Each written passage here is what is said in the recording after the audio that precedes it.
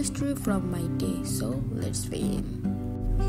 সকালে ঘুম থেকে উঠে মর্নিংয়ের যে রুটিন ওটা সেরে নিচ্ছি, লাইক ব্রাশ করা, ফেস ক্লিন করা। আজকে ক্লাস আছে, সকাল সকাল ক্লাস। আজকে খুবই একটা ব্যস্ততম দিন কাটবে। আমি এখানে ক্লিন ক্লিয়ারের ফর্মিং ফেস ওয়াশটা দিয়ে ভালো মতো ফেসটাকে ক্লিন করে নিচ্ছি।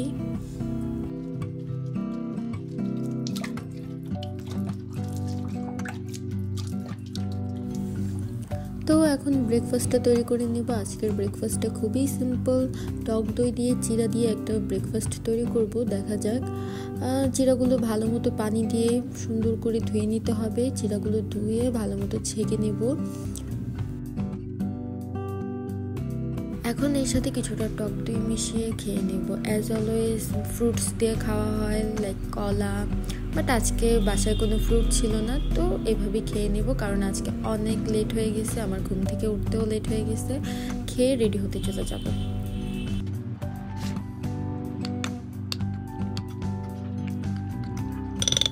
এই তো আমি এখন কলেজ ড্রেসটা পরে নিলাম। কলেজ ড্রেসটা পরে এখন আমি মুখে একটু ময়শ্চারাইজার দিয়ে নিব।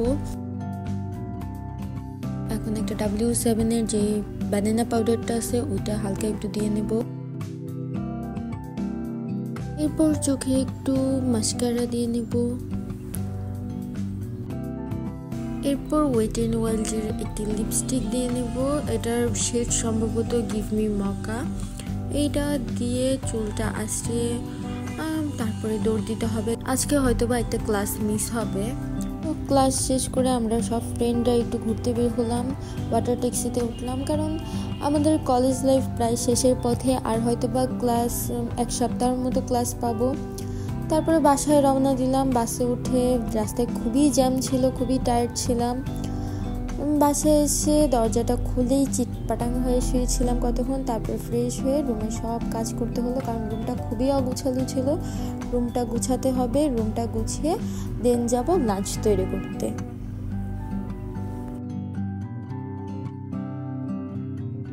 তো লাঞ্চে ছিল ডিমের তরকারি আর হাঁসের মাংস, ভাত, টমেটো, দ্যাটস ইট। তারপরে একটা ন্যাপ নিয়েছিলাম। ন্যাপ থেকে উঠে পড়তে বসতে হচ্ছে। আমাকে এখন এই বইটা রিভিশন করতে হবে, কারণ পরীক্ষা খুবই সন্নিকটে চলে এসেছে। কিভাবে যে কলেজ লাইফের 2টা বছর কেটে গেল টেরও পেলাম না। এই তো সেদিনই তো কলেজ লাইফটা শুরু করলাম।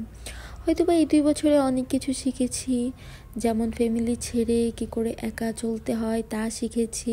অনেক হাসি, দুঃখ, কষ্ট সবকিছুর মাঝেই এই 2টা বছর চলে গেছে।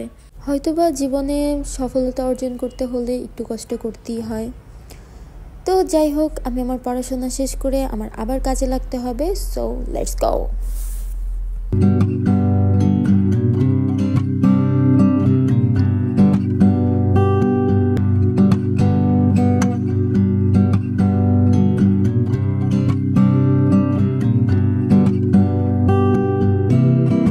এই তো আমার পড়াশোনা শেষ। এখন বই টই গুছিয়ে আমাকে আবার কাজে লাগতে হবে। আমি আমার কিচেনে চলে আসলাম। আমার কালকে সকালে আবার ক্লাস আছে, কালকের জন্য রান্না করতে হবে।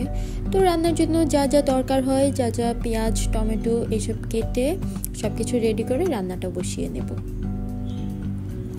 তো রান্নার ফাঁকে ভাবলাম একটু নুডলস খাওয়া যায়, তাই এক পাশে নুডলস বসিয়ে দিলাম, আরেক পাশে রান্না বসিয়ে দিলাম।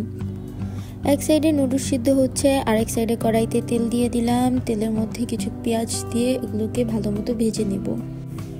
এরপরে পেঁয়াজগুলো ভালো মতো ভাজা হয়ে গেলে এর মধ্যে হলুদের গুঁড়ো, মরিচের গুঁড়ো, ধনিয়ার গুঁড়ো, আদা রসুন এবং কিছুটা লবণ দিয়ে ভালো মতো কষিয়ে নেব। নুডলসের জন্য কড়াইতে তেল দিয়ে পেঁয়াজটাকে হালকা একটু সটে করে এর মধ্যে কিছুটা টমেটো দিয়ে ভালো মতো ভেজে নেব।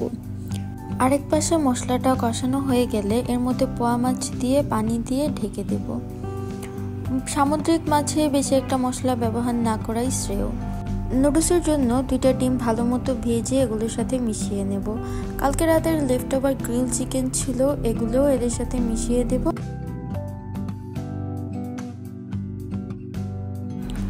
এখন সিদ্ধ করে রাখা নুডলসগুলো এর সাথে দিয়ে ভালো মতো মিশিয়ে এর মধ্যে কিছুটা নুডলসের মশলা এবং সয়া সস দিয়ে ভালো মতো মিশিয়ে চুলাটা বন্ধ করে দেব।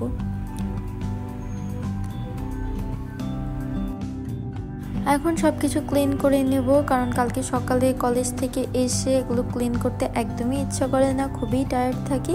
এর জন্য এখনই সব কিছু ক্লিন করে সব কিছু পরিষ্কার করে রেখে যাব।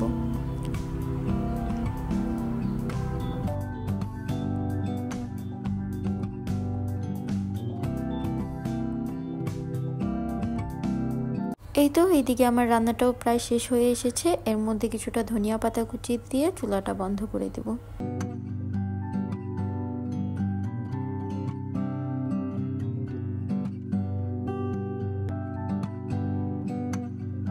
এই তো আমার সব কাজ শেষ করতে করতে প্রায় 2টা বেজে গেছে। এখন খেয়ে ঘুম দিতে হবে, কারণ কালকে সকালে আবার আমার ক্লাস আছে। আল্লাহ হাফেজ, নতুন কোনো ভিডিওতে আবার কথা হবে।